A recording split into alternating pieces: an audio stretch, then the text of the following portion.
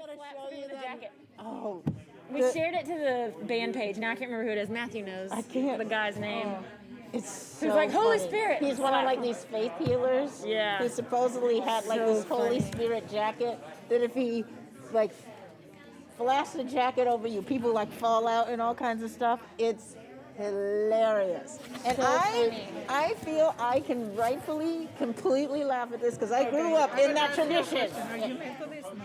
No, I did not grow up Methodist. Well, it depends on what But you you are mean. now?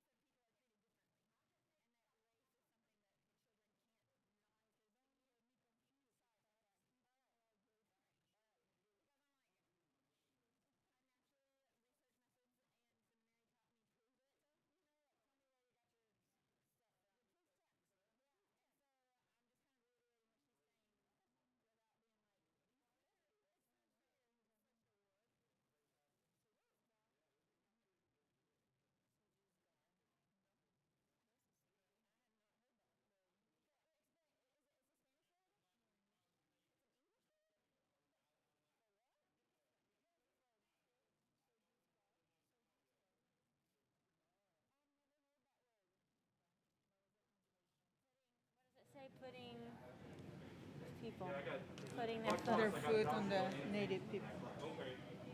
What's the meaning? So you stop? But what's the meaning? Like subject, like subjected, like, okay, I want to find the word for that. Okay. a used car. No?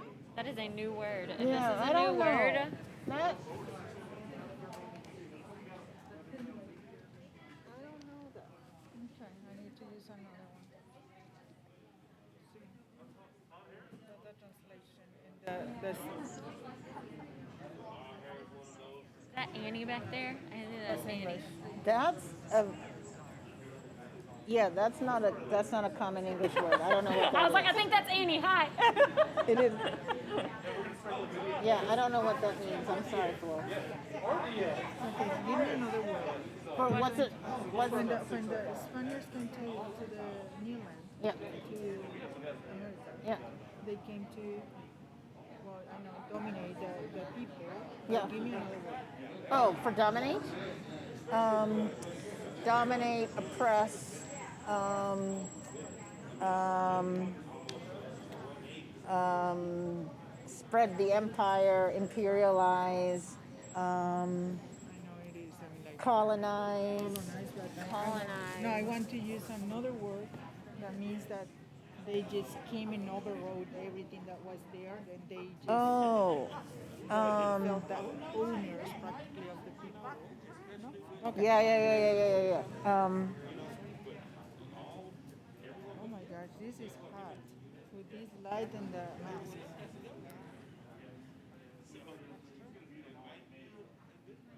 Conquest. Still not. But is that a verb? Conquested, Conquer. conquered, or conquested, or Okay, let's see.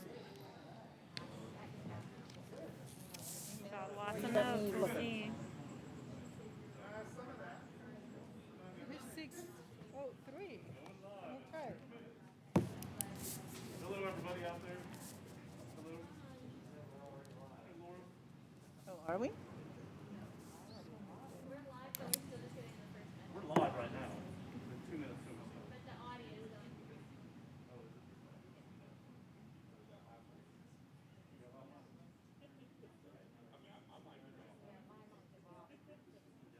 Going on? Ooh, hello. All right. I took my mask off on Sunday. I think I ripped my face off with it. I was like, and the mic just went everywhere. And yeah.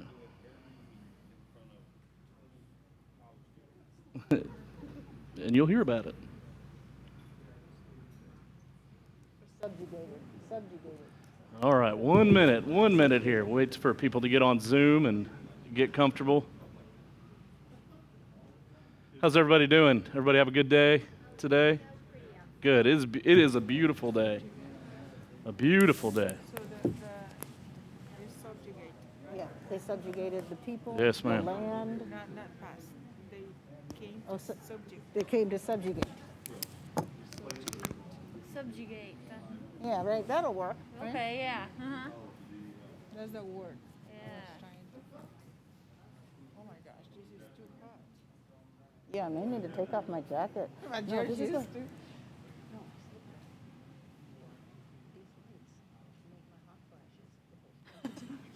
to. All right. I think we're ready to go live here, Greg. What I'm feeling probably. I'm like, oh my God. Okay, at the same time. Okay. I'm gonna turn all my stuff off. Yeah. Let's just say on the floor, I think. A little On time. On time.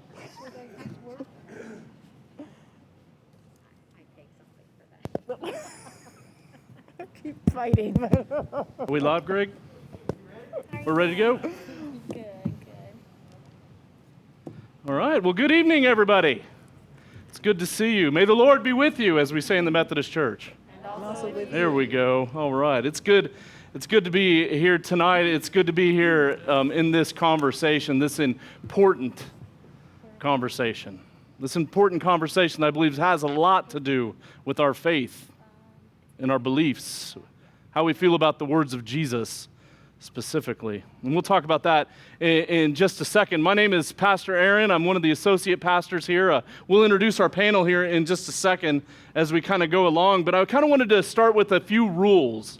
So we're going to have a few rules and regulations as we kind of get started here, especially with an issue that's polarized a little bit, that can get a little bit tense. But that's why we're doing it. That's why we're having this community conversation. We're opening this space for some serious conversation about serious issues. This will not be the only community conversation that we have, by the way, at this church. We're gonna press on all the hard issues here. So we're going to start with racism because that's what's out in our culture right now. That's what's happening right now. That's a conversation that we need to be dealing with as a church, that we need to be dealing with as a community. So let me start out with just a few rules here for my Zoom viewers. I'm going to apologize right now because you will not be able to talk on your Zoom.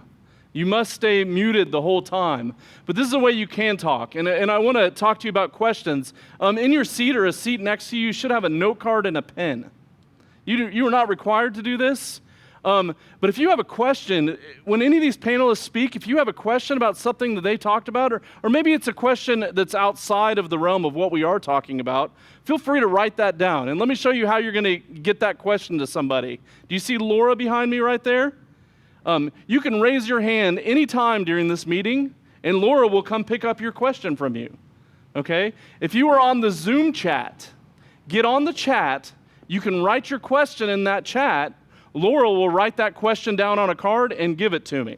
So Zoomers, you will not be able to talk on the Zoom, but you can write it down in the chat section if you have a question that you want to deal with regarding the church or racism. Either of those questions, like I said, Laura will get those to me, and then we'll have a Q&A at the end. And so that's what. Let's see. I've got one more rule. And the last rule: be respectful.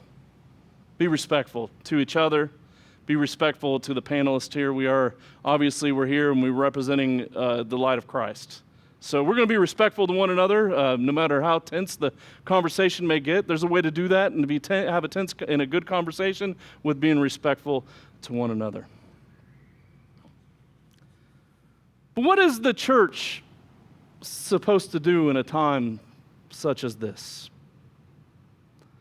What's God asking us to do in a time such as this? How can the church take part in eradicating this thing that we call racism? These are the questions we're going to be dealing with in this meeting tonight. This evening, the people on this panel that you see right here, I want to be clear about this. They have no political agenda. Am I right? We didn't talk about politics before you came to this meeting. We didn't do that. They're not here to promote a political party. But we do all have something in common, the people on this panel. You ready for this? It's Jesus. Jesus is what we have in common. We have the words of Jesus in common. We have the teachings of Jesus in common. We have the mission of Jesus in common. Racism has no place in these stories, in the mission of Jesus. Throughout the Bible, we also have several statements that tell us how we are to love and to defend our fellow human beings. We live by statements. We live by statements that say we're to love our neighbor. Messages that tell us, like Paul tells us, that there is no Jew, there is no Greek, there's no slave nor free. There's no male, there's no female, for we're all one in Jesus Christ. Questions should be asked with these kinds of scriptures. The questions that should be asked with these kind of scriptures are these: are we practicing them? Are we living into them? Are we following them? Our history tells us that people have done both a good job and a bad job with following these commandments. And I'm only going to speak of Methodist history tonight, and I know that everybody that's on this Zoom or that's in this building is not a United Methodist, but I'm going to speak for the Methodist history right now. But we know in Methodist history from the beginning, the founder of the Methodist movement, his name was John Wesley, and he was an ardent opponent of slavery and racism from the beginning of our history. And I got to say, many of the early American Methodists, they shared in Wesley's view in the hatred of human bondage and racism. They hated it. But we also know those ideals didn't hold, did they? Matter of fact, in 1816, we know that many African Americans, including the leader of this group, Reverend Richard Allen, would leave the Methodist Church because of extreme racially insensitive attitudes. And black Methodists all over would form the African Methodist Episcopal Church and the African Methodist Episcopal Zion denominations. We also know that there was a separation of the Methodist Church in 1844 that created the Methodist Church South. See, the break was because it wasn't a theological break, but the break was over slave ownership. And in 1939, there was a unification conference. And it didn't do that great. It established the racially segregated central jurisdiction as a compromise for those who were willing to exchange their pro-slavery attitudes for pro-racial segregation practices. We know that there were Methodists that were involved in the long history of lynching. We know that there were Methodists that were involved in creating laws that oppressed and marginalized the black people. But we also know this. We also know that there's been Methodists that have fought racism tooth and nail. We know that there are Methodists that are staunch social justice advocates in this world. We know that there are Methodists that seek to live out the love of Jesus whenever and wherever they go. We know that there's Methodists that understand that racism has no place in this place that we call the church. Our history is both good and bad. Folks, this is what I want to tell you tonight, and I want to be clear about this. I want you to hear this from my lips. Racism is sin. I also know that Christians all around the world should be committed to challenging unjust power structures that support racism, and that all Christians should be committed to working for the equality in all areas of life. This is why we're here. If you are a United Methodist in this room, you took a vow, if you know it or not. You took a vow in your membership. And this is what you said. You promised when you joined this church to resist evil, injustice, and oppression in whatever forms they may present themselves. You promised that. And this would include racism and racist behavior. So this is what I'm going to ask you to do tonight. I'm going to ask you to grow. I want you to grow. I want you to think critically about the things that are about to be said by these wonderful people on this panel. I want you to let God go to work on you. Let something change in your soul about how you feel about human beings. Yeah, that's what I want to ask you to do tonight. I want you to grow. That's what I ask of all of us. So we're going to start tonight. I want to do some introductions here from all my friends. So what I want you to do, I want to humanize them a little bit, so I'm going to ask them an extra question. First of all, tell us your name, what you're doing right now, where you work maybe, and then a fun fact about you. All right? So I'm going to start with Marcus here. All right, good evening. My name is Marcus Jones. I currently serve as the Wesley Campus Ministry Director and Pastor at Midwestern State University in Wichita Falls, Texas. I often say that college ministry is the best ministry of all ministries. I get to hang out with young people for a living. And fun fact, as we talked about this earlier, I own, I don't even want to disclose the number. 120, I believe, was the number, Marcus. But I do have an extensive sneaker collection that is just as extensive as my library. And your favorite kind of shoes are what kind of shoes? Air Jordans. Air Jordans. Which ones are you wearing tonight? Currently, I am wearing a 2001 pair of Air Jordan 3. It's the third model that was made by Nike for Michael Jordan. All right. Sweet, man. It's great to have you here, Marcus. Glad to be here. Thank you. All right. Who's this next lady over here? I'm Denise Peckham. I am the senior pastor at First Methodist Sherman. And now what do I have to do? Say a fun Boss? fact about yourself. Okay, I a am fun not your fact boss, by the about way. myself. So my husband and I have been riding motorcycles, Harley Davidsons actually, and belong to a motorcycle group that we love and have traveled quite extensively on our Harley. All right. There you go. All right. My name is Lisa Brown. I am a psychology professor at Austin College, also currently the Dean of Social Sciences. I'm from Boston, and that accent sometimes comes out. And in terms of a fun fact, I was on a mission to run a half marathon in every state before COVID happened. I was up to 27. So that's been, yeah, right.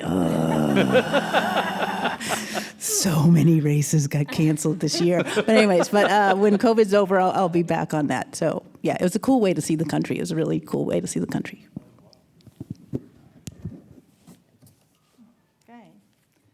Flor Granillo.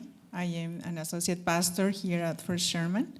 I am the associate pastor for the Hispanic Latino community. And I was a teacher for 32 years. And the fun fact is that I am not really funny. That's a good fun fact. Hi, everyone. My name is Abby Eccles. I am the children's pastor here at First Methodist Sherman, and I'm also the Mosaic campus pastor, our modern worship expression of First Methodist Sherman. Fun fact about me is, so 2 days from now, September 30th, my husband and I, Matthew, will have been married for 9 years. We met whenever we were kids in a small United Methodist church in Anna, Texas, and it's cool to know that we've been married for almost half of my life. So it's been a wonderful journey, and I'm so thankful that, or not married, we've been together for almost half my life. That would be weird. Sorry, that would be so weird. We've been together. So sorry. Yeah, we've been. Yes, that was funny. Thank you, Flor. Yeah, we've been together for a while. So I've known him since we were kids. I've been in love with him since I was little. So there's that. So that's a fun fact about me. All right. Well, again, I'm Aaron Logan, and I am an associate pastor here. And a fun fact about me is, this is the nerdiest thing that I do. I am a part of the community of Star Wars collectors. I know, and so I spend more money on Star Wars than Marcus does on sneakers. Let's just say that, and I'm still married. So that's my fun fact. Because my wife doesn't always like my expensive hobby, and Star Wars stuff's not cheap, if you did not know. And so this is where we're going to start tonight. Thank you guys all for being here. Marcus had to drive a whole 2 hours, and Dr. Brown just got out of class. So they have done us a good thing by being here with us tonight. We're going to start out tonight by defining some of those terms and phrases that are really difficult to define and to kind of pin down. And these are terms and phrases that we've heard a lot in the media, and I don't always think they get a fair shake.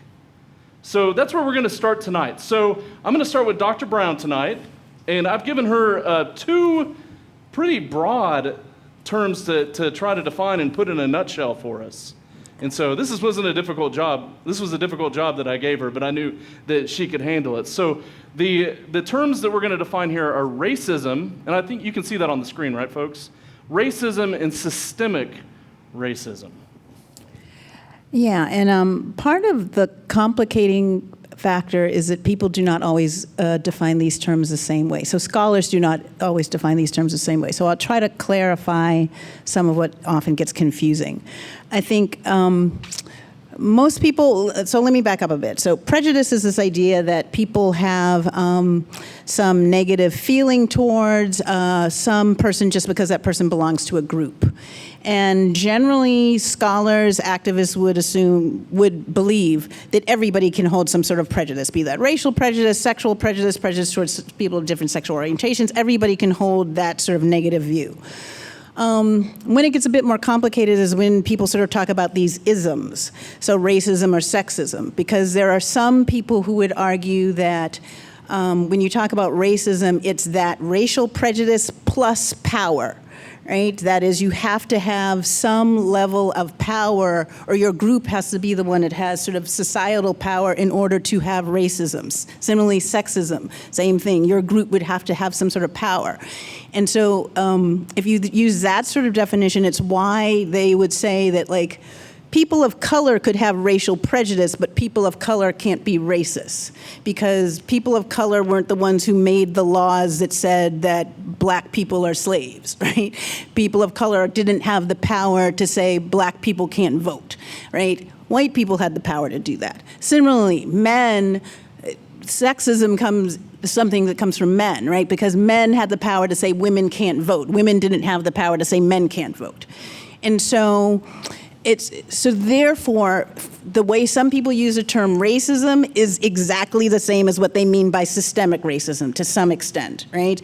Because they're talking about a system of oppression. They're not talking about individual people's feelings, right? That's racial prejudice. Individual people's feelings is, how do I as an individual feel about people of this other group?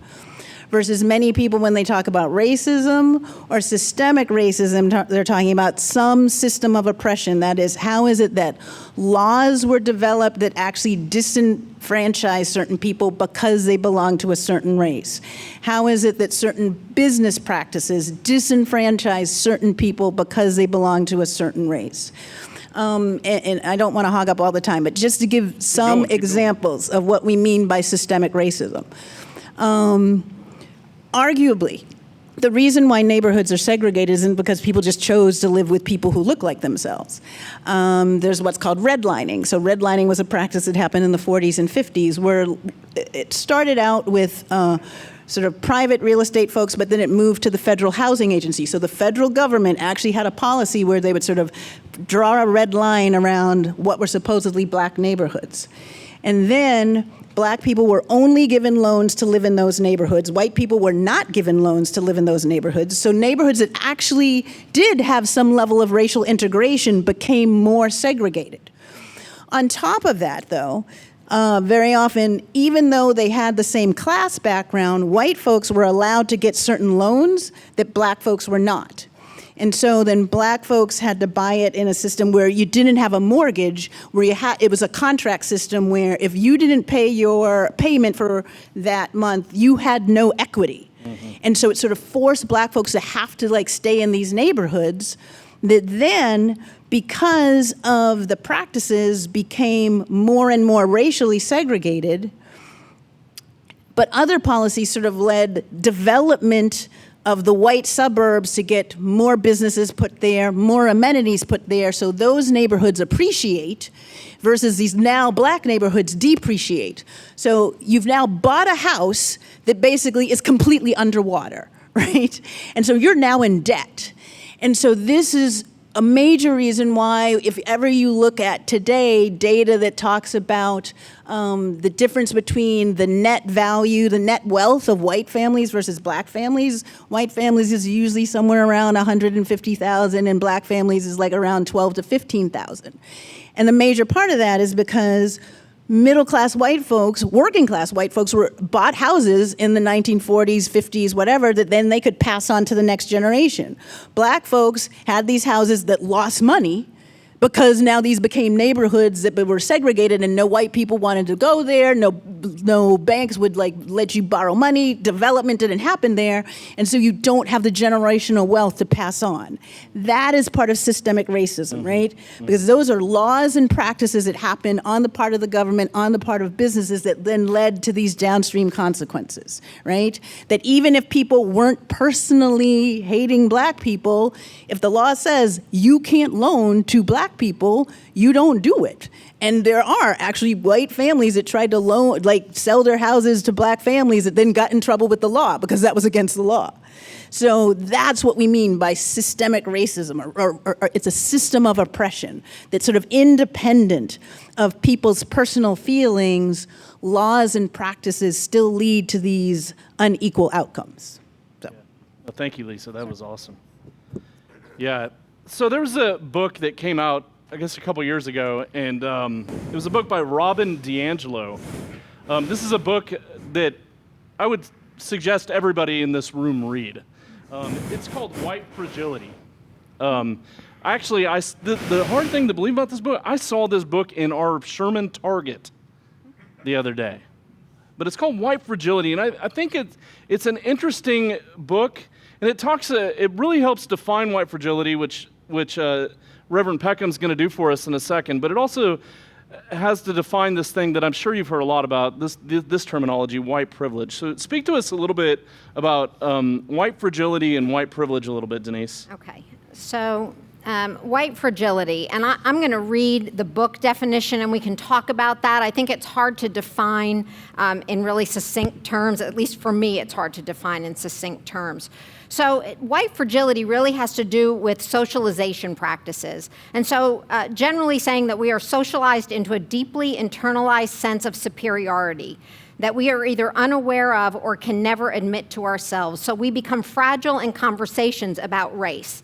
And I think, especially now, we see that very often, right? People are so offended by thinking that they're racist, not because they are overtly racist. We're not talking about people that are carrying nooses around in their hands. They just don't want to be associated with people who are overtly racist. And so when you bring up the issue of race, we become fragile, we become defensive. White people tend then to want to challenge the person who's saying, but you are a racist. You know, that there's some racist tendency in you that you might not even know about because you were socialized that way. And it's not something that happens overtly necessarily. It's something that happens covertly. When at a very young age, and there is data to prove this, children understand that being white is a place of status and privilege. And that not being white, and it doesn't matter what the other race is, whether it's Asian or Hispanic or black, that is the lesser thing that you want to be. You don't want to be associated with that race. You know that there is privilege associated with whiteness. Today when I was talking to my son, he said, remember the cartoons when we were growing up? He said the good guy always wore a white hat, and what color hat was the bad guy's hat all the time? He said, so immediately you start to understand that whiteness is really good. And that's why this challenge to our racial worldview causes us to feel like our identities as good and moral people are being challenged. And so we perceive the attempt to connect us to a system of racism as unfair and morally offensive to us. I think the other part of white fragility that is interesting is that it's often triggered not when someone is even speaking directly to you, but when someone is speaking about racism in general terms. You immediately get a posture or a feeling inside of you that, well, they can't be talking about me. That's not how I was raised. And really, to me, what one of the most awful terms that we have used to prove that we are anti-racist is that we are colorblind. And that, I know, is going to get brought up at some point, and we can do that. But when we talk about things like being colorblind, what we're saying is that we don't see people for for the way that God has created them to be. And I would rather have someone at least say, I acknowledge the fact that we are different ethnically, culturally, racially, than say, well, I'm colorblind, and so I just don't see any difference between you and me. Because that also then negates the reality of oppression that the other people are feeling or experiencing at that time. And that's just, really just the beginning of that conversation, and we don't have enough time for that at this point. But the other term, of course, is white privilege, and that term usually causes white fragility. If there was a monitor on white fragility, when someone mentions the words white privilege, the monitor goes right through the roof, right? White privilege is really, it's an ideology, and it rationalizes the hierarchy of the natural order. It says that if my son in his Jeep has the top down and is wearing a hoodie and driving through a white neighborhood with his music blaring, and a police officer passes him, he will stop at the stop sign and just make it all the way home. And that if a person of color is in that same neighborhood wearing a hoodie with their music blaring in the same exact car, that person will be pulled over because of the color of their skin. And I say this because I know people for whom that has happened. And so when we say that there is no such thing as white privilege, what we say then is that the experiences of two high school students with the same kinds of vehicles and the same kinds of clothing from the same high school actually have had similar experiences, and we know that's not true. And we know that my son was home and the other child ended up being pulled over and then handcuffed, and his parents had to be called because we don't know why. So that is a issue of white privilege, and when we talk about those things, our fragile moral character is taken back by that. Thanks, Pastor Denise. I really appreciate that. All right, Marcus, I'll give you a tough one. Now, I got to say, this term, depending on what news source or what source of information you hear it from, you get a different thing. So, for instance, when I hear a certain few news networks talk about Black Lives Matter, I hear it's a Marxist organization that loots and robs Apple stores. Okay? I hear another explanation of it, that Black Lives Matter is an ideal. So talk to us a little bit about this terminology, Black Lives Matter. Well, I'm going to do this as simply as I believe I can. Obviously, this is a polarizing term in a number of ways. I look at it like this: black as a socially constructed existence of how we classify different skin. Those people have lives, and they matter. Without digging into Black Lives Matter as an organization or Black Lives Matter as a movement or an ideology that represents our progress toward racial justice and equity and equality, let's just look at the words. What do we mean by black? Obviously, we're talking about black people who operate according to that title based on our social construction of how we deal with race. Mm-hmm. Me, a black person, brown skin, comes in a variety of shades, some lighter, some darker. We all live. God breathed breath into each one of us, whether we believe in God or not. And those lives matter.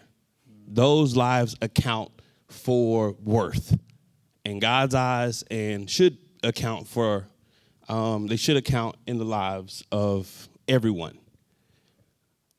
The reason why this is polarizing is because we want it to be.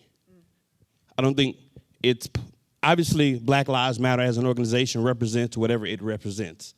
But Black Lives Matter as a movement is really an effort and push toward acknowledging the fact that these individuals who have been classified according to the way we have been socially constructed, their lives don't seem to matter numerically as we look at data and whose lives are being taken, the treatment. Pastor Denise talked about these white privilege and these things. And so, I think we can politicize it or we can utilize it in a number of ways, but I will make this point. There has not been a black organization that has been created since 1619 that has not undergone some type of fire for creating itself for the advancement of black people. Wow. Starting with NAACP, CORE, SNCC, every single black organization has always undergone some type of fire, some type of opposition for trying to bring justice to its race of people. Wow. Wow. And so no matter where anyone sits on the spectrum of Black Lives Matter as an organization, we have to acknowledge that every single organization in our country's history has undergone some fire, and whether due or not, we have to acknowledge that every time, which I think speaks to the greater issue in and of itself of why Black Lives Matter as a phrase and Black Lives Matter as three words conjoined together make us move towards some type of justice, causes so much problem in our country, because Black lives have been the topic of discussion before 1619, but always in the matter of how do we utilize those lives? How do we value them? And for a great part of our society, how do we profit off of those lives or not profit? And so I think when we look at Black Lives Matter, if you're looking at it in a way where you want to demonize a group, you can. Because I believe wholeheartedly that we will find fault in anything if we want to find it. And so I don't think this is a matter of discussion about the organization. I'm not going to defend the organization because the thing that really matters is the phrase Black Lives Matter. And I think the question that we all have to ask ourselves when we see them is, why is that a thing we have to discuss? Mm-hmm. Every person. And then wherever you fall on the answer to that question, then, that's between you and God. Well, thanks, man. That's awesome. All right. I wanted to bring this up because I don't think we can talk about race without talking about other things that are going on. So I want to give Flora a chance to speak about Hispanic and Latino lives as well. I'm going to start by defining Hispanic Latino. I am a Hispanic because I speak Spanish, and I am Latino because I came from a country that it is part of Latin America. This is Mexico. Mexico was a land that was colonized by the Spaniards. The Spaniards came to the new land, to Latin America, to subjugate people.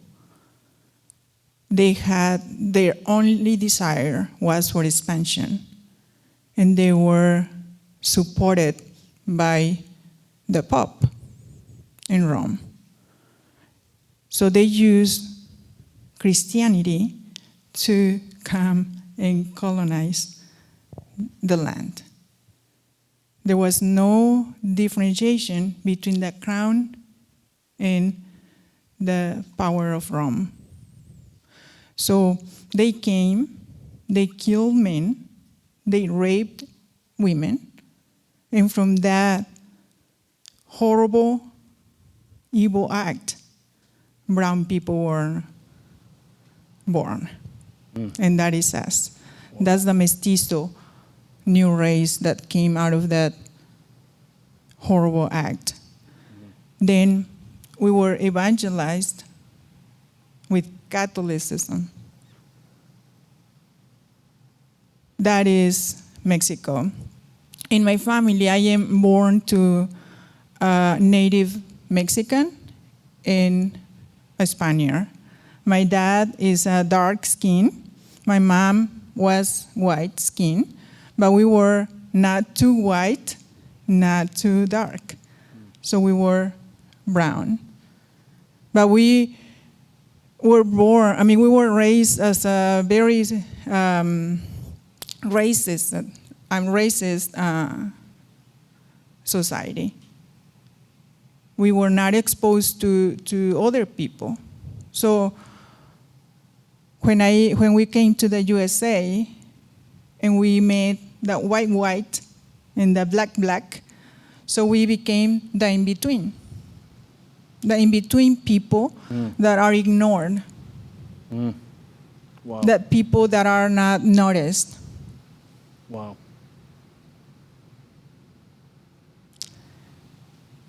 And I became a teacher. And as a teacher, I was discriminated against all the time. But I thought that it was because my broken English or because my immigration status. Ignorantly or innocently, I thought that it was not racism, but it was racism. And it was until I went to seminary that I learned the terms and how to name and point out to the racism and racist terms. And I remember reading from one of those very well-known theologians.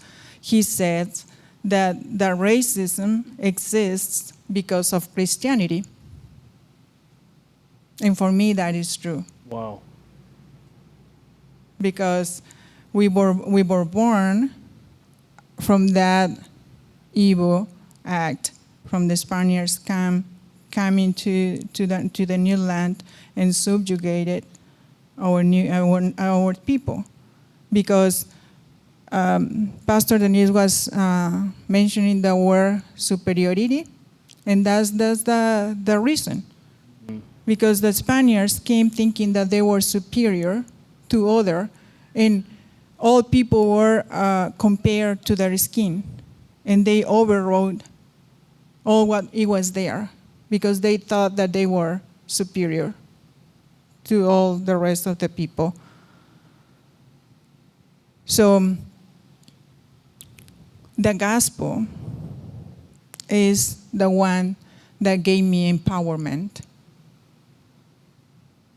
And now that I am serving my own people, I am careful about using that empowerment, because by showing my own empowerment can make them feel powerless.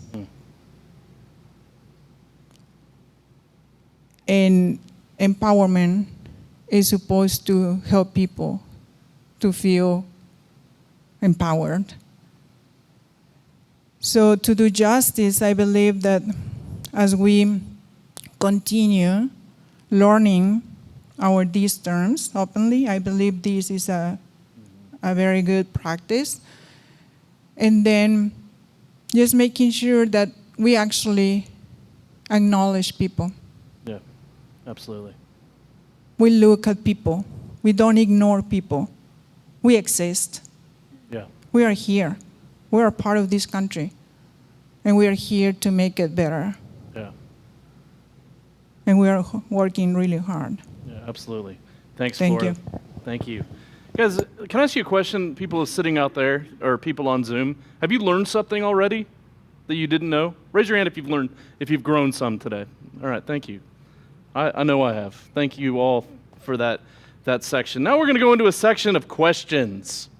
So I've got questions for each one of our panelists. I don't know if they're good questions because I created them, but we'll find out here in just a second. So I'm going to start out with Marcus. Now, just because I'm asking Marcus a question, you can feel free to jump in with Marcus's question. So we'll do this kind of as a panel, but I'll direct it towards one person. So Marcus, your question is, if we Christians And I'm going to call these two questions that are coming up here the love your neighbor questions. If we Christians are the people who are called to love our neighbors, why do we see such racism within our religious communities? By the way, racism exists in religious communities, if you didn't know, and the structures around them. Well, I think in your introduction, as well as in Pastor Floor's answering of her question, we understand that because race is a social construct, and because people who have been in communities have looked at race in so many different ways, so many of us cannot separate our race from our Christianity. We try to, like we try to separate a lot of things in life, but I think by and large, we are in community with people of different races. And in that community, we have churches and we have religious preference, and we engage in our churches in a variety of ways. And oftentimes when we walk into our churches, they look like the people who look like us by and large. I mean, obviously there are churches that are a little bit more diverse than others, but because we live in community, we typically love the neighbor we see first. And then it becomes a little bit more difficult to love the neighbor you don't see, even if you know as a Christian principle, loving your neighbor is in the Bible. You are easily begin to love those who you see first. Those who you don't see, you learn about from a distance. You learn about from media, you learn about from word of mouth, you learn about them in a variety of ways. And then even as we engage as Christians, we begin to try to fit our social reality with our Christian teaching, our Christian understanding. And sometimes they don't gel that way. But as Pastor Floor said, much of our Christianity is steeped in racism and white supremacy, and the notion that one race is dominant to another. And so when early interpreters began to interpret Scripture, when they saw slaves as not people, it's easy for them not to be loved as neighbors because you don't see them as people. Yeah. And they so, forgot to read Exodus also. Yeah. I mean, Yeah. but again, even in the Exodus narrative, who do you see in the narrative as you? Are you the slave? Or are you Pharaoh? Are you Egypt? And oftentimes we read ourselves into the narrative as the ones who God is on the side of. Even if God might not be on your side according to your social construction and how you deal with people. Obviously, we don't want to be Egypt. We want to believe that we are the people God delivered, and then because God delivered us, we are the blessed. But the truth of the matter, sometimes we are Egypt. And so I guess when we look at Scripture and we look at scriptures like this to love our neighbor, we have to ask, how do you see your neighbor? And if your social construction, if the way you have been social conditioned to see individuals as not equal, as not worthy of love, as not their lives not mattering, then all of those things begin to infiltrate every single area of our lives, including our faith and our church. Yeah. All right. Thank you, Marcus. I got another neighbor question. This one I'm going to bring to Floor. And I want to talk just a second and give you a statistic about our neighbors here in Grayson County. Anybody have a guess on the percentage of Hispanic Latinos in Grayson County? 13.1%. It's a pretty huge, substantial amount of people in that community in our county. So, Flora, another neighboring question. If we're called to love our neighbors, how can the church be a part of building bridges for better race relations within our Latino and Hispanic communities?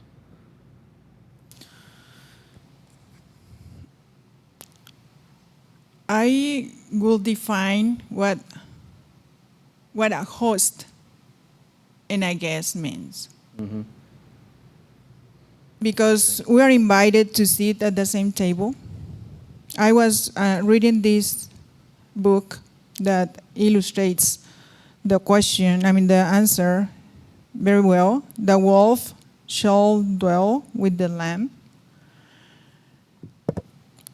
And I translated into hosting and guesting.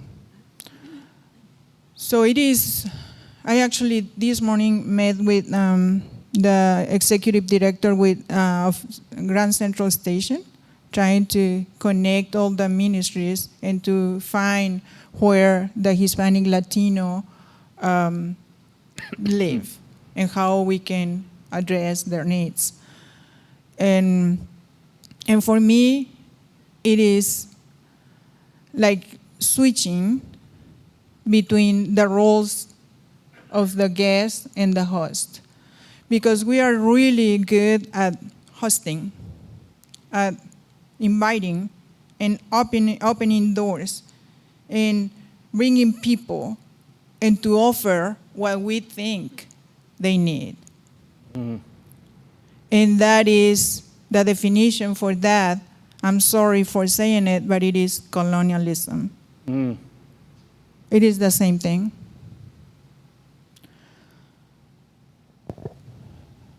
In Luke 10, Jesus Christ sent 70 to go humbly, to be among the people, to drink and to eat whatever they offer to them. And so we are the church that it's sent. But we have created zones or places that are really comfortable. And we don't want to go outside because the heat of the weather, or it is uncomfortable to be outside of our own homes. Mm-hmm. That's why we have created these beautiful buildings and bringing the people in. So this is more missional, going among the people and being guest, being the Yes. guest of them, Yes. like going and learning with them. Like I can mention many examples, but I mean I can say like this wonderful group of people went to El Salvador, and they wanted to do well and to provide help and to make a difference. But they came and they decorated their church, and they serve hamburgers. Oh my God. We are really good at that. Yeah, there's no doubt. So by asking them, by learning from them, by listening to their story, we can be able to serve them better and to be that bridge. Yeah, thank you. Thank you, Flora. That's awesome. Hey, I've got and we're not supposed to do the Q&A section here, but Marcus, this question came for you. It says, what is a social construct in simple terms? Can you give that to us real quick? Absolutely. A social construct is just a way of saying how society is organized, or how groups of people who operate together are organized. And so socially, we are organized by race. And so constructs are just the ways in which things are organized. I hope that helps. These are, folks, these are a bunch of smarty pantses up here, okay? I'm just telling you right now. So if you need something defined, please feel free to turn in that. I Googled it.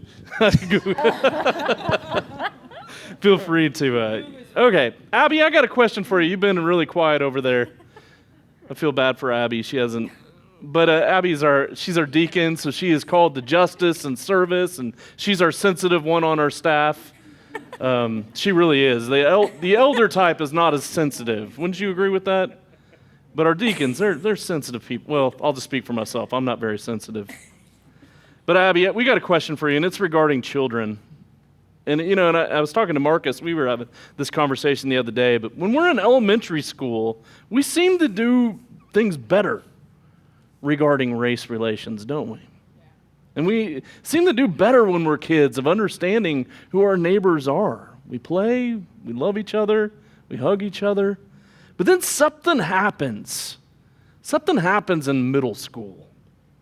And I've even noticed this with my kids, because race is starting to come up in our conversations in middle schools throughout the United States, where we start recognizing race in other races.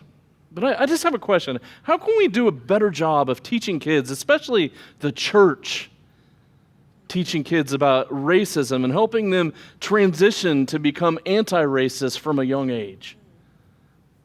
What do you got for us?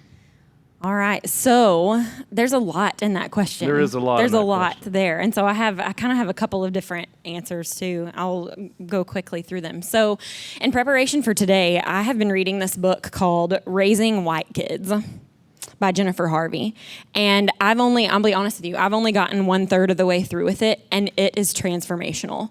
It's really great and full of all kinds of really wonderful information that parents of white children can have in their back pocket in order to, like where to start the conversation with racism with children, how to engage with their children. If children say something that is somewhat embarrassing in front of people of color, she addresses that and she talks about that and how we can continue to build bridges with our children and like in society, and how we can raise not only children who do not, she says that we are taking an active part in not only raising children who are not racist, but children who are actively anti-racist. This is a really wonderful read. Again, I'm only 1/3 of the way through it, but it's wonderful. And I'm going to mention a couple of spots in here. So the early part of your question, Aaron said that whenever we are in elementary school, we seem to do better regarding race and understanding. And I would say for the most part, yes, but we kind of don't, honestly. We kind of don't, and here's why. How many of us in this room are at home who have a light-colored skin or white skin? We're told from a very early age, it's okay, everyone is equal, and we should treat everyone that way. And the conversation stops. Yeah. What Jennifer Harvey tells us in her book is that's, in general, that is how many white families handle that conversation, and there is a stop hold right there. She says that racial development is no different than physical, intellectual, or emotional development. And whenever we stop right there by telling children, we're all equal, everyone should be treated fairly, and that's how we should live. Children can internalize that, but then they stop.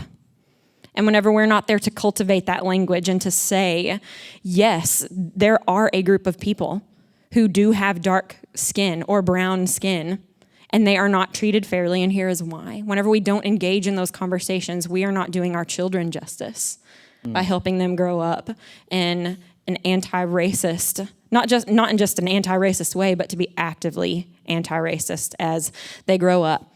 Kids as early as 5 recognize differences in groups and how they are treated differently. It's whenever they are in middle school that children can start thinking abstractly and starting connecting future episodes or social constructs with colors of skin. So at an earlier age, children are free to ask questions. They don't mind or care, right? Some of those questions or some of those statements are very bold and blatant and can embarrass us or can make us feel, oh, why did you say that, right? But it's in middle school whenever this starts to internalize and they're like, okay, so this is the way that life is supposed to be lived. Or maybe this is just how my life is going to be. Maybe I'm always going to be treated badly. Maybe things are always going to work out my way, right? That's whenever things are kind of solidifying. Now, your question about what are we doing as the church or what can we be doing? First, I'll answer what we are doing, and then I'll talk about what we can be doing as a church. First, here at First Methodist Sherman, we have on our webpage, firstmethodistsherman.org, if you go to the ministries section, slide all the way down that drop-down bar, we have a page for racial reconciliation, and that has to do with how we can better have that conversation with children about becoming anti-racist and actively anti-racist. There are resources on there to articles for parents to read. There are videos there for children and parents to watch together. There are books that you can buy on Kindle or that you can order and read to your children at home. There's also a web page that will take you to a list of movies and questions to ask your kids afterwards, which is amazing. The North Texas Conference of the United Methodist Church, they have a link on their page as well that has just a boatload of anti-racist resources, not just for children, but also for youth and for white fragility, for people in communication who want to just grow and learn on their own or in small groups. They also have they have three free lessons from Cokesbury curriculum, which is United Methodist curriculum, for anti-racism and children. 3 free lessons that you can just download from that page, which is really cool. They also have links for explaining systemic racism to children and even tips for parents about talking about protests, because kids are seeing the same stuff on the news that we are. And kids are going to have these questions whether they're asking them or not. And right there, we have those resources to be able to talk to our children about it. But here's the thing. Talking to our children about these and watching these videos and reading this stuff and internalizing it is not going quite far enough with children. And we as good United Methodists, we know that there's always more work to be done. That's right. So what this calls for us to do, what can we be doing as the church? We can be intentionally having conversations. We can intentionally start community groups for parents to help parents talk about racism with their children, to help us all figure out where to begin, where do we start? And we can also talk with parents about how to go about raising actively anti-racist kids, and not just children who are like, oh yeah, racism is bad. Of course, we know that. But children who recognize and see that and stand up, not for, but with their friends at school. We as church leaders and children's pastors, we could continue to do a better job of talking to children and parents to reiterate that we are all made in God's image from Genesis 1. We can also have intentional conversations with our confirmation groups about the ugly history, the good history, but also ugly history of the church. And by the way, that history is nowhere in our confirmation materials. Right. Besides discussing the image You're of right. God. So Marcus exactly and you, right. we're going to get together and write that legislation after we're done here. Sign me up. That's right. And as we reiterate this, that we are all made in God's image, we need to do a better job at saying, yes, we are all made in God's image, but not push the colorblindness example or the colorblindness idea. We could also be doing a better job at equipping parents for talking with their children on how to respond whenever children make racial declarations that are embarrassing or hurtful.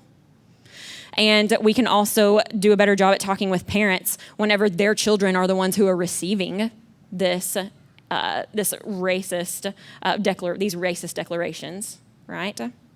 We could also be doing a better job at talking about living out our baptismal vows like we talked about earlier, about renouncing spiritual forces of wickedness, about recognizing that we have the freedom and power to resist evil and injustice. This is in our liturgy, and that we can be a part of the church, which is made of people of all ages, nations, and races. It's right there. We can also do a better job at stressing the importance of anti-racism as part of spiritual formation. Yeah. Feeding all back into that idea that racial development is no different than physical and intellectual or emotional development. It also has a very strong foothold in spiritual development, which is so important for raising up the next generation of followers of Christ. Yeah, thank you, Abby. Can I add something to that as well? Yes, you can. Yes.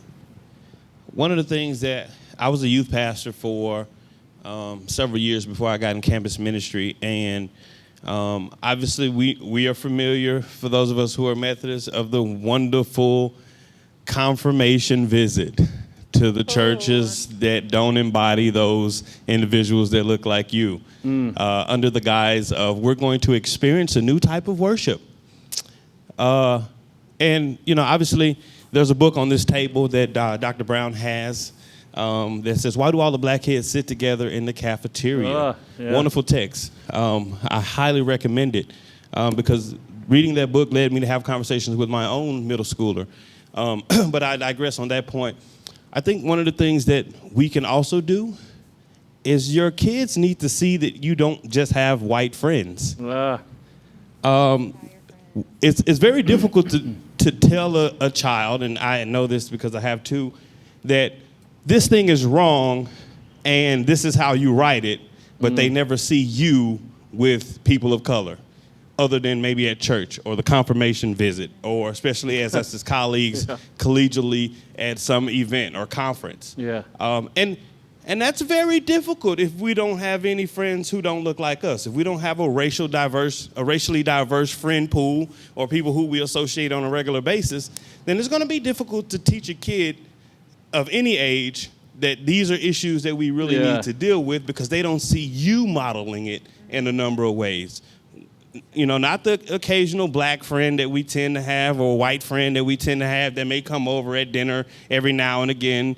I mean, what does it look like to really have community of friends who your kids see you engaging in diverse relationships? Because obviously diverse relationships exist at school, but we also know that as kids grow older, their friends begin to be less diverse in some spaces, depending on where you are.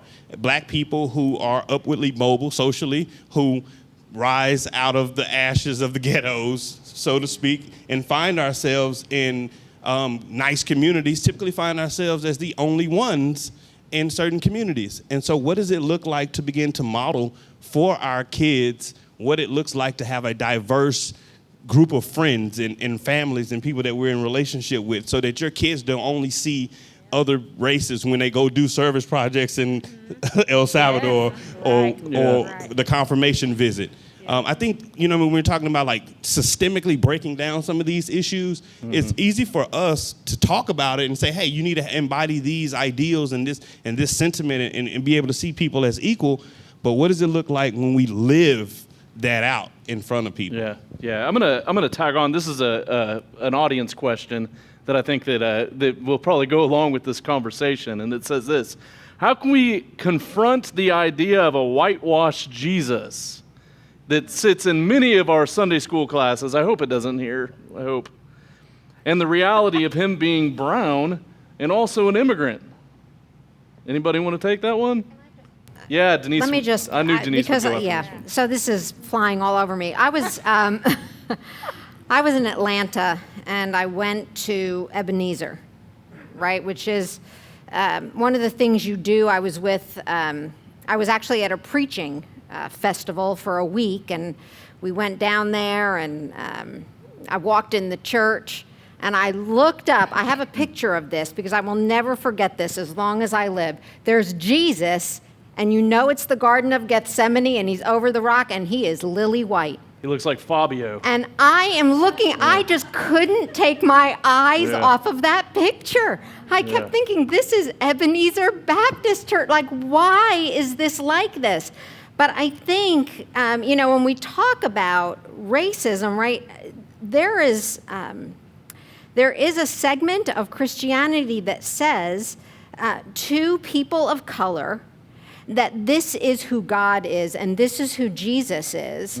And so when you are saved by grace through faith, you are saved by the white God who we have told you are going to worship. And there was nobody for me to ask about that stained glass, and it is a beautiful piece of stained glass, and it's historic, and it'll probably be in that church forever, as it should be, to preserve what happened in that church.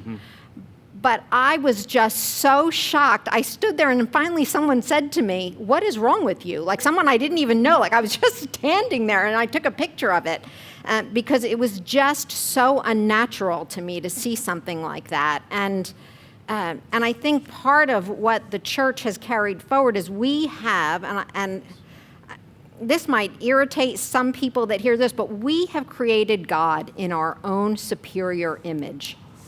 And by doing that, we have actually lessened who God is. And I feel very strongly about that, because when we stand up and say that we believe in God, the Father Almighty, creator of heaven and earth, and in Jesus Christ, his only Son, our Lord, what we say and what we believe and act on are two very different things. Because if we believed in the sovereignty of God, then God would not be white over the rock that he's praying on in Gethsemane. We have made God small and fit into our box so that we can maintain a status quo that has helped certain people move ahead and has justified their mistreatment of other people who they believe are lesser than. Yes. And I'm going to get off my soapbox now. No, that was great. That's why you're the senior pastor and I'm the associate. Did somebody just clap on that one? That's not, you're not supposed to clap there. All right, Dr. Brown. Dr. Brown has a fantastic, I wish we could post the link. She has a TED Talk, and Pastor Denise kept saying, Aaron, listen to Lisa Brown's TED Talk. Listen to her TED Talk. And I did. And by the time I was done listening, I had 4 people surrounding my computer screen watching the TED Talk with me. So there were some interesting things, and I think that there's some great things that could be done in the church that you talked about. The church and everywhere. So did you want to say something before I ask the question? Go. All right. You can. But the phrase that I really loved that you had was intergroup relations. And I think this goes for kids as well as adults. This will work for both those audiences. But I'd love for you to tell everybody a little bit more about intergroup relations, and if there's any strategies when thinking about intergroup relations that we could help provide growth for us and healing in our church communities and in local communities. So tell us a little bit about that. Sorry, maybe I should have had you stop, because, people have said so many interesting things. I was like, I want to say something. Yeah. Really quickly, before I answer that question. Yes. Back to the Black Lives Matter thing, and this is not my original analogy, I heard somebody do it on TV, but some of you may know I'm a breast cancer survivor, and so I have like a pink ribbon kind of magnet on my car or whatever. Nobody ever goes and says, what? You don't think all cancers matter? You should have all the color ribbons. Like, it's silly, right? It's silly. And nobody would think that, right? And so similarly, when people say Black Lives Matter, they're not saying only Black Lives Matter any more than I'm saying only breast cancer victim patients matter. It's just silly. It's not the point. So that's just one thing with that. Okay, can we stop right there, because I've got audience questions all over that. So let's talk about, just real quick, so I can cover one of these, the all lives matter thing, because that's what people will come back and say, all lives matter. No, it's not just Black Lives Matter, all lives matter. And so basically my response to that is that, yes, all lives in theory do matter, but the treatment of Black people at the hands often of people in law enforcement suggests that they do not. That's the point. The point isn't to say that all lives don't matter, and when people just sort of hearken to this, well, all lives matter, like, nobody denied that. What we're saying is, or another way to put it is, all lives can't matter until Black Lives Matter as well. If you really mean all, that can't mean everybody but the Black lives. If all means all, that means those Black lives should matter as much as anybody else's. And when time and time again we see Black folks being the victims of violence, state-sponsored violence, right, at just a disproportionate level, right?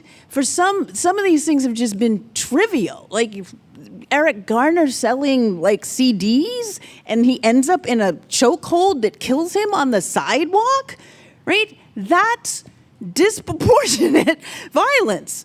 Like, it's a completely nonviolent crime.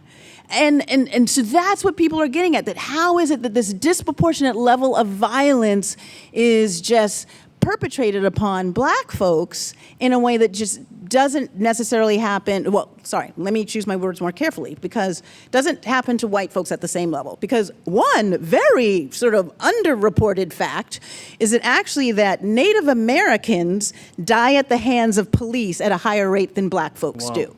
Right? But nobody's heard of that. But sort of to Floor's point is so often the racial conversation is only about white and Black folks.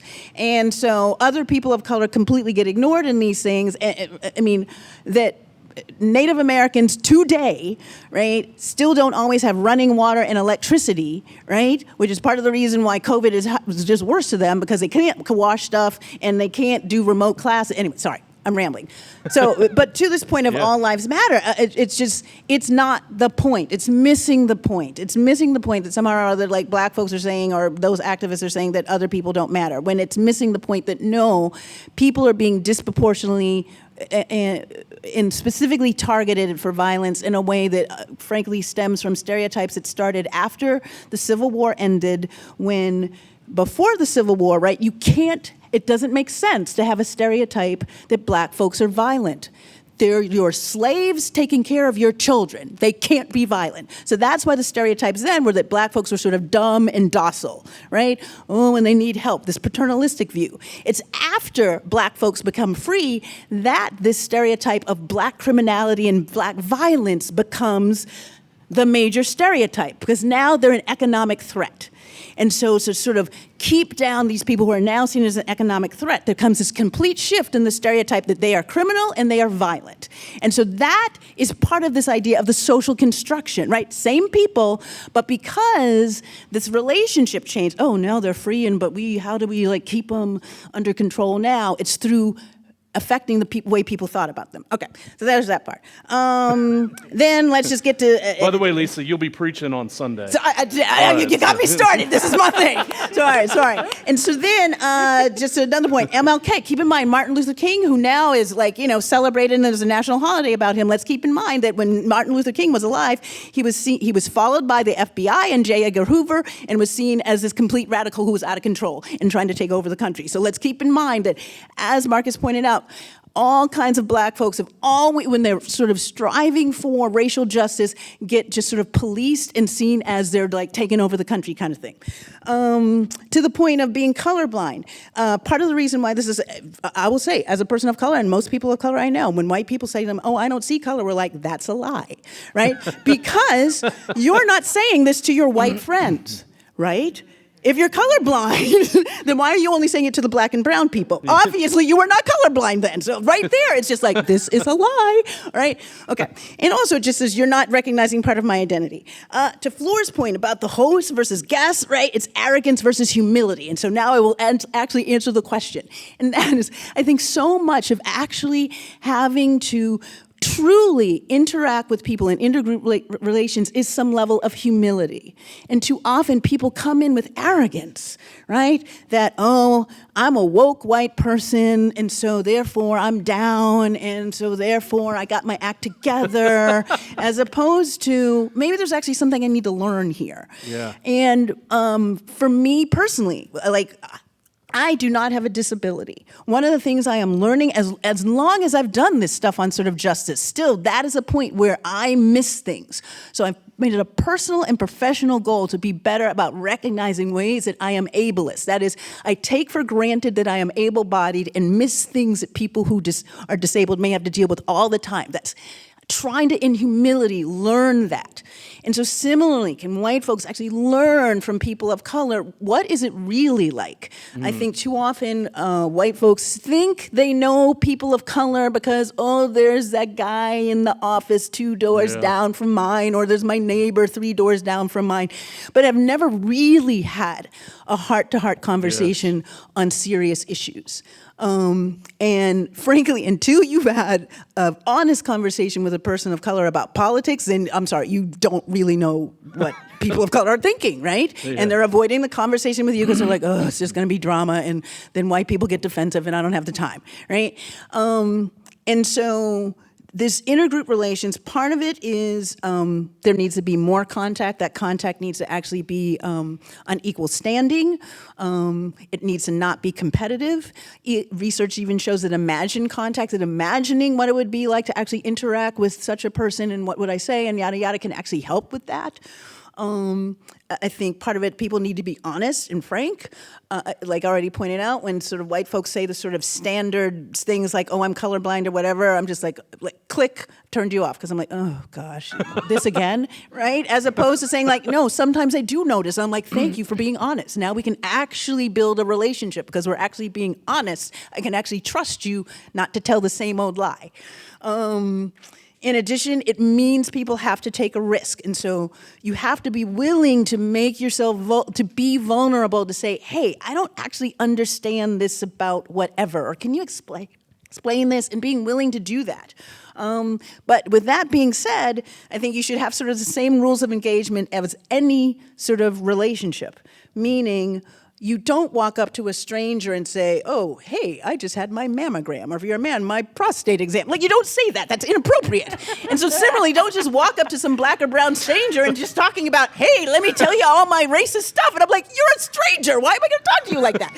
So actually have built up some relationship with the person, right? It's still the same rules of engagement of relationships. You don't just have TMI just because they're black or brown. That's just weird, right? Now you're a weird white person, right? I'm like, don't be a weird white person, okay? So that's the same. And yeah, but but it does take a risk. You've got to be willing to take a risk. It does. It just does. And to be blunt, people of color are taking this risk every day. Like, when I walk out of my house, is somebody gonna do something racist, say something mean, say something whatever? How am I gonna handle it? Okay, yada, yada. So be willing to at least take some risks to say, you know what, let me try to bridge this gap to try to actually have an understanding, right? And not just superficial, same old, same old. Yeah. So. Nice. Okay. Man, I'm so glad Lisa goes to our church.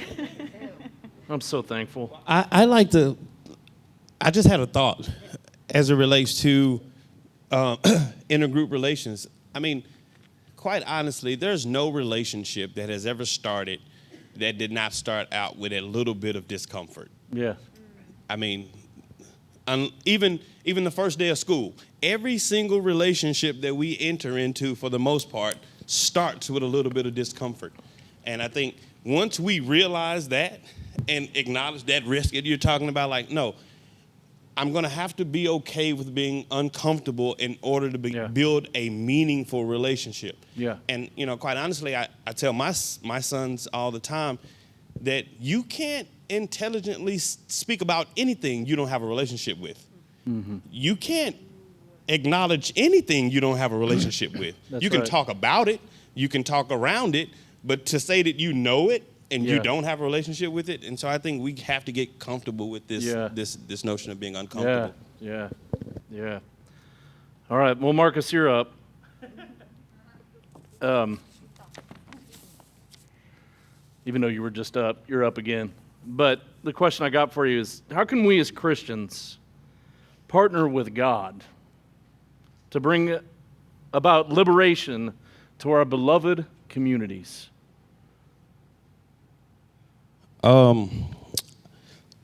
Well, I mean, I look at it like this. One of my theological icons is the late, great Dr. James Howell Cone, who writes that God is on the side of the oppressed. When we evaluate Scripture, when we talked about Egypt, no doubt, God was definitely on the side of the oppressed. No doubt.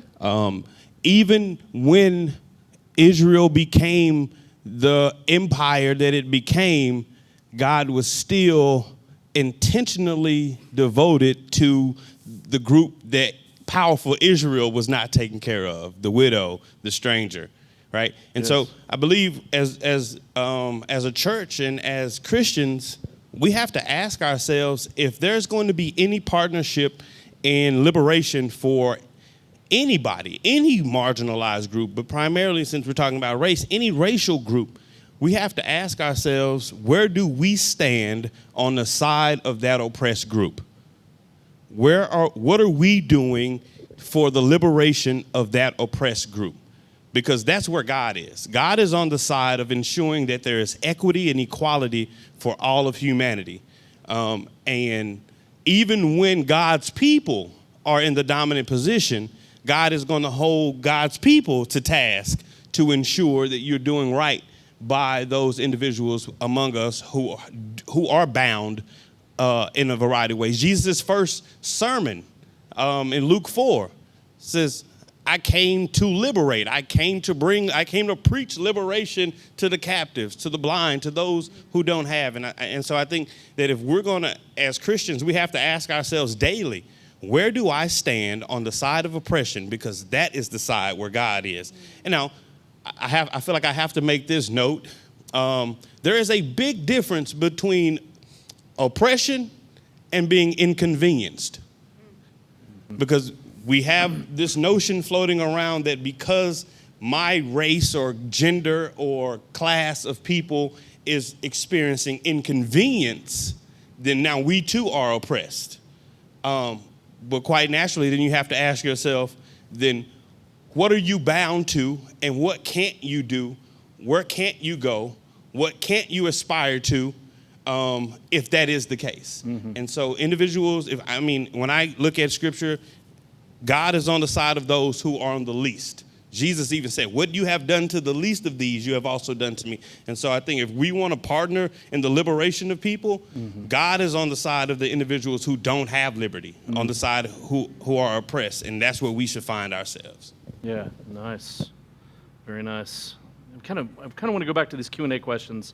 But Denise, I'm going to hold off on your question. Let's go to some of these questions here. And then I'll come to you last, because you always have the last word around here, Denise. So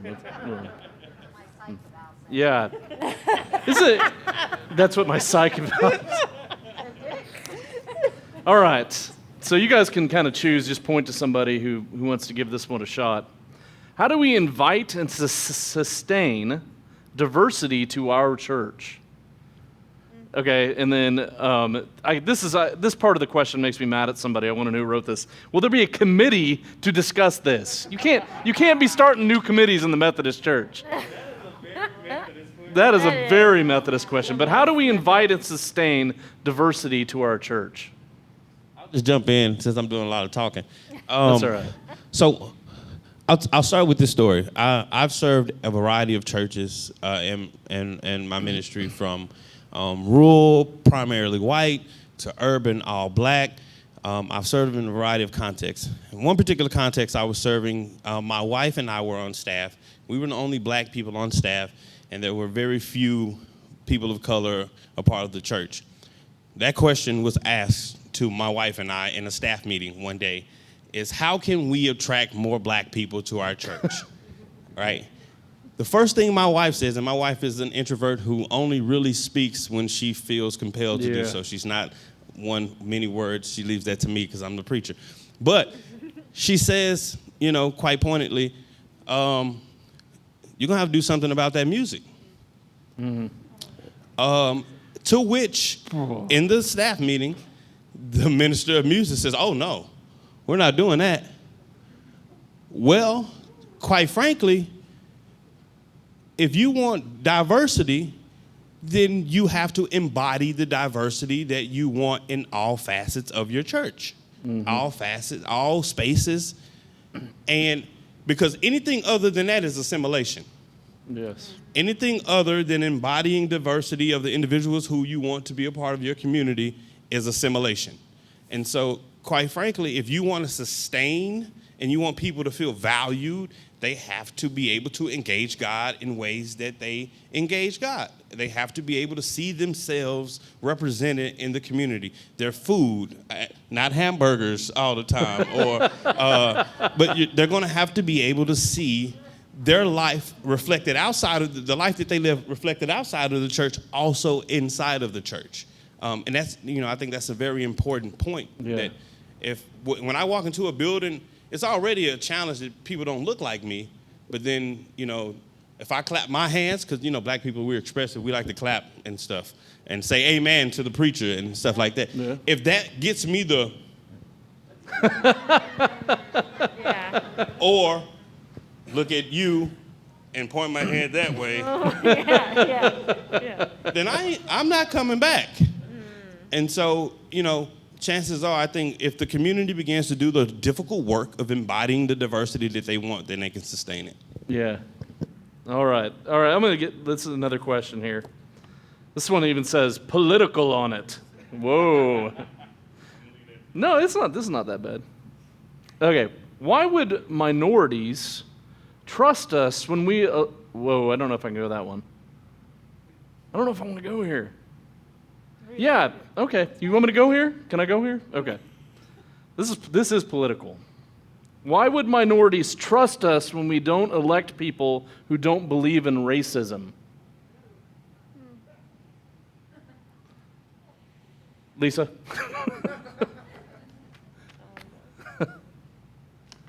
Oh, I didn't really mean you to take that. I was just... Can you read it one more time? Why would minorities trust us, and I'm guessing us means the church, when we don't elect people who don't believe in racism? And I don't think there's no candidate's name on here, so... And the way I'll sort of answer this is I think there's an increasing number of books by various types of scholars that have really interesting critiques of sort of white Christianity in the U.S. There's a book called Jesus and John Wayne, how something like how white evangelicals corrupted the church or something like that, corrupted the faith, is it? And it's fascinating. I've only read like maybe the first chapter, but it's fascinating because basically it's saying that how much of sort of, if many people have sort of been like, how is it then that white evangelicals can vote for Trump when he, you know, has had 3 wives and has had this and blah, blah, blah, and seems to be arrogant and Jesus was about humility, right? So again, it is a common thing that's said in the news, like it's this question that it seems paradoxical, that it seems contrary to sort of evangelical values. And basically what this author, what she argues is that it's not contrary to their values. That is, they value this very traditional form of masculinity that he embodies. And that if there is this sense of white grievance, he is their white hero, right? Sort of this John Wayne figure who comes sweeping in and saves the day. And yeah, which I think is interesting. And so that's sort of one of the things. There are more and more books that are sort of coming out in terms of how very often white Christianity actually is historically and continues to be sort of operating in these ways that frankly don't really promote racial equality because again, there's this sense of white grievance. We white people are being oppressed. White Christians are the most oppressed group right now. Don't you see all the persecution white Christians are having, sort of things.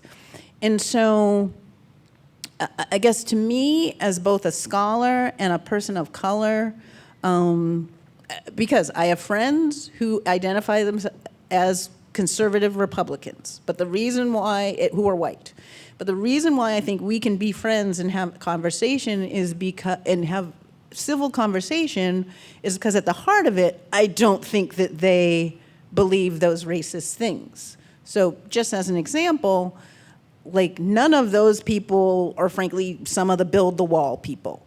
They're like, no, let's have a path to citizenship, right?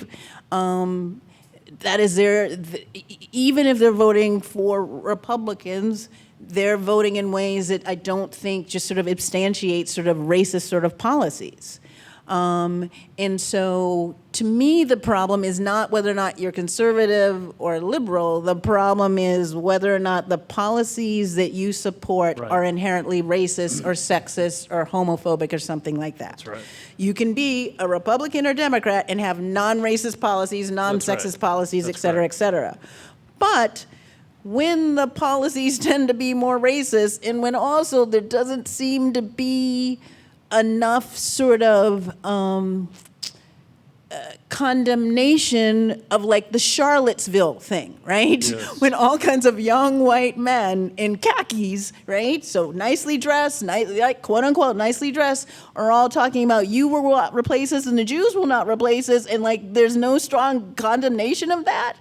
Then yeah, people of color are like, oh my God, what is wrong with these white folks? And not like, this is horrible, what is happening? So I guess sort of there is a lot of distrust, I think, when there are sort of those dog whistle sorts of, there's a lot of distrust of people of color when there's sort of those dog whistle sorts of things that seem to hearken to racism without saying racism, right?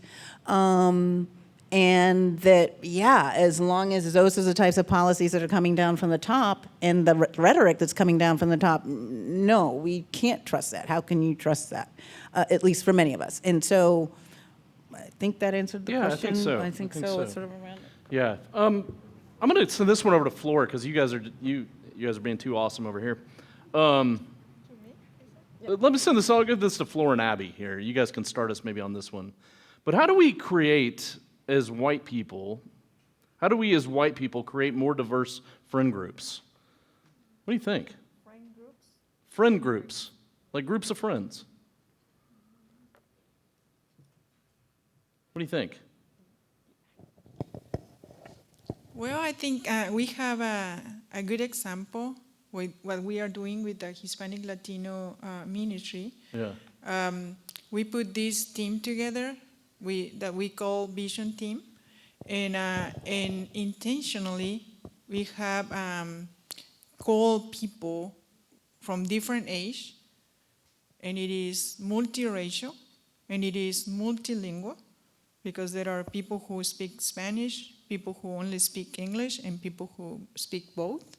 So intentionally, we are we have all these people sitting together. We are 12, and I think from there, we're attracting different parts of the population because we are Hispanic Latino plus, and I think that is a good start. Yeah. To do this, don't you think? Yeah, absolutely. Absolutely. Anybody want to tag on to that one? Oh, Abby's going to go. I could jump it. in. Yeah. So ask that question one more time. Just I just put it up. in my head. How do we, as white people, create more diverse friend groups? How do we as white people create more diverse friend groups? One of the quickest and easiest ways that I can think of is get to know your actual literal neighbors. I mean, that's one way. I mean, you can, and that, you know what's gonna, that's gonna be weird. And if they are only And uncomfortable? Oh, and yeah. So yeah, it's gonna be uncomfortable, and it's gonna be weird, and you're gonna step outside of your little comfort box. Mm-hmm. And the thing is that there's this book. It's by Scott Jones, and now I can't remember what the name. It's like a United Methodist doctrine thing. He says that God loves and accepts us just as we are, but God doesn't expect us to stay there. Mm-hmm. That's the Holy Spirit working within us to reach out beyond our comfort levels and to find and engage with others who are image bearers of God. Now, Flora just asked a question. She said, well, what if our actual neighbors are white? only white. Or if they are only white? Then the thing is get to know the people with whom you work. If they are all white, then get to know your kids. If your parents are older and you're visiting your parents, get to know their neighbors. I mean, this requires going and doing. And Jesus Christ tells us this at the end of Matthew's gospel, go therefore and make disciples.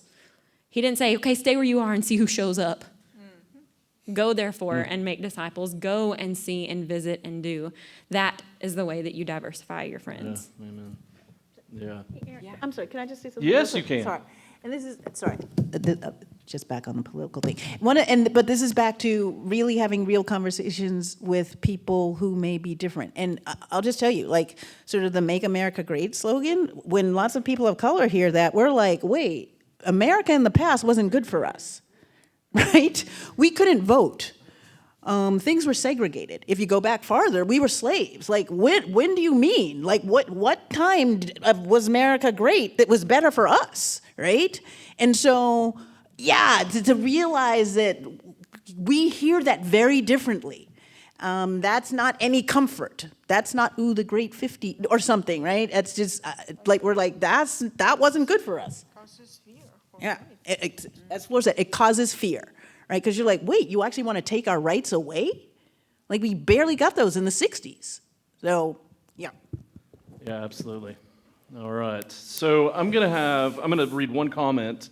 I got a comment from our district superintendent who's live on Zoom, and then I'm going to let you answer your question, Denise, and then I'm going to have Marcus pray us out of here.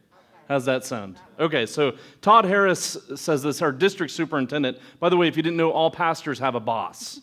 Okay, we've got a couple of them. So Todd Harris is our district superintendent, and then our bishop, Michael McKee. So we all have a boss. But Todd says this to our church. He says, "Thank you for keeping for this conversation and what you all are doing to transform the world." So I do thank Todd for that comment tonight. So Pastor Denise, I've got one question for you. Then I'm gonna have Marcus pray us out of here. Denise, what do you see the next step for the church regarding racism is? What's the next step for us as First United Methodist Church? Yeah. Or So I mentioned I was talking to my son earlier today about this because he asked me what I was doing, and I told him tonight I would be here doing this. And at the end of our conversation, which was really very enlightening to me, I remember I said to Aaron when I was done talking to him today, I don't know who that kid was I talked to, but I'm really glad that he showed up. So, apparently he's been thinking about this issue of race for a long time and had a lot of really good things to say. But this is what he said at the end of our conversation. So when this is over, will it just, go away like all the other things in the church do? He's really very critical of the church. As a matter of fact, he no longer attends any church. And because of things like this, because the church gets behind something, because I call it the flavor of the month. And then at the end of the month, when it's over, then nobody cares about it anymore, and we just move on to the next thing. And so after talking to him, and really this is something I've been really convicted about longer than I'm going to admit in this short conversation, we can't let this drop off our radar. yes, The truth is that this is a responsibility we have, not only as white people, but as Christians who say that we follow this itinerant preacher who was a person of color himself. I think that we need to have more community conversations, and I don't know that they need to be this way, but they need to at least be in small groups. I was in a small group that talked about this book called Letters to Birmingham Jail, a response to the words and dreams of Dr. Martin Luther King. The whole letter is in here. So it's, we use little clips out of this letter as if that's the only important thing that's in the letter. This is a really powerful letter. We need to read the letter, right, instead of just giving it a sound bite. This book is actually written only by there's a person of color in here, and there's two persons of color in this, but they're mostly white evangelical male pastors responding to Dr. King's letter. It's a powerful read, and it's an important read. We can do small groups around something like this. We don't have to have a structured class with charts and books. We can actually read and discuss these things that are part of who we say we are. We can do Bible studies, but if all we're ever going to do is quote Genesis 1, then we might as well just all pack our bags and go home, because Genesis 1 is only the beginning. Jesus had a lot to say about human beings, and I'm just going to end with this. Luke 13 it has the story of the bent-over woman, and that is a really powerful story. And when I took my first and it was really an anti-racism training, which I don't even know what we would call it today, but the Mennonite Church has a program called Road to Damascus, or the Damascus Road. It was the first time I ever took a class that I felt which this wasn't even a term then, 25 years ago, I felt fragile and white for the first time in my life. And I thought I was a pretty progressive, modern, liberal thinker, and I found out I wasn't all that. But they talked a lot about where we see ourselves in the Bible stories, similar to what we've heard tonight. And we talk about this bent-over woman, and we play-acted it out. And she was an Israelite woman in a synagogue who nobody noticed because she was probably in the minds of the religious leaders demon-possessed or sinful because she was bent over for years. And as we acted out this Bible story, we stopped. There was a congregation, and there was this woman all hunched over, right? And the leader of that group said, what does this woman see every day? And all she ever saw was the dirt on the floor. because she was bent over her whole life, right? All she ever saw was the dirt on the floor, and nobody offered to help lift her up. Not the religious leaders, not her neighbors, nobody. And they said, so how do you think those of us who look down every day feel about that? Jesus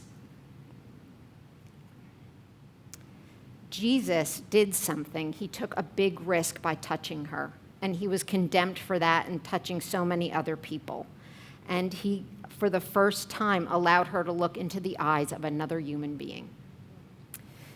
That's what this ends up being about for me, is allowing people who look at the dirt all the time to actually stand up and look in the eyes of their fellow human beings and see the image of God and be seen as the image of God.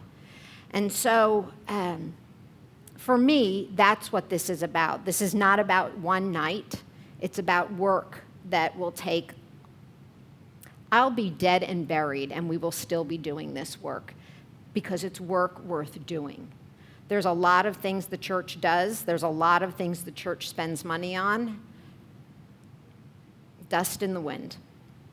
But when we talk about transforming lives, this is the work that transforms lives. And it doesn't just transform the lives of those who need to hear that they are beloved, but it transforms those who are fighting that fight.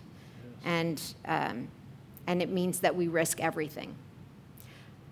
I said to one person once who wanted to put some legislation through, I said, are you willing to turn in your credentials for what you believe? And they said no, and I said, then you don't believe it strong enough. Wow. If we are who we say we are, then we're willing to turn in our credentials. Yep. And that's how we become the church that Jesus called into being. And it's not easy work. And I will be the first one to fall. Yep. So. Amen. Guys, can we give our panelists a hand tonight? Thank them.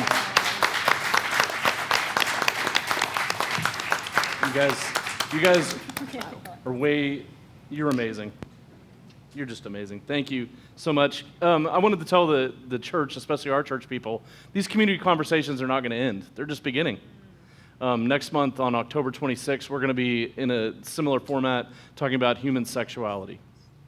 And so a difficult conversation the church is in right now, another difficult conversation that we need to be having. We plan on doing a couple of these a year, and that's kind of the plan, taking the really difficult subjects in this world and seeing how the church can respond to them. So thank you again, panelists. I'm going to have the Reverend Marcus Jones pray us out of this place. Let's pray. Excuse me. Gracious God, we thank you for your goodness and your mercy. We thank you for your everlasting love. We thank you for your kindness that is extended to us, sometimes as we ignore it.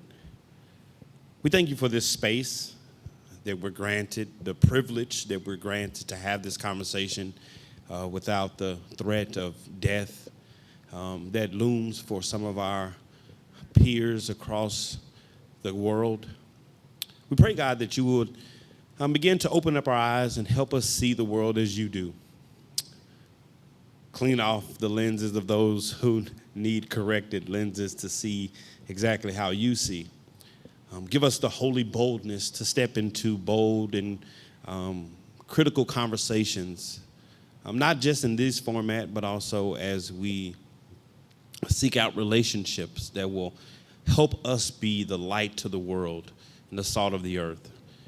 Help us, God, to become comfortable with being uncomfortable in the ways in which we seek relationships that truly bring equity and equality to this world. Bless this church. Bless our denomination. Bless our world. Bless our country. And all of our efforts to become anti-racist and bring equality to all. In the matchless name of Jesus, we pray. Amen. Thank you all. Feel free to, if you want to talk to any of these people, I'm sure they'll stay a few minutes afterwards, and we can have some, you can have other conversations if you'd like to thank them. Absolutely. Boldness. Oh my gosh.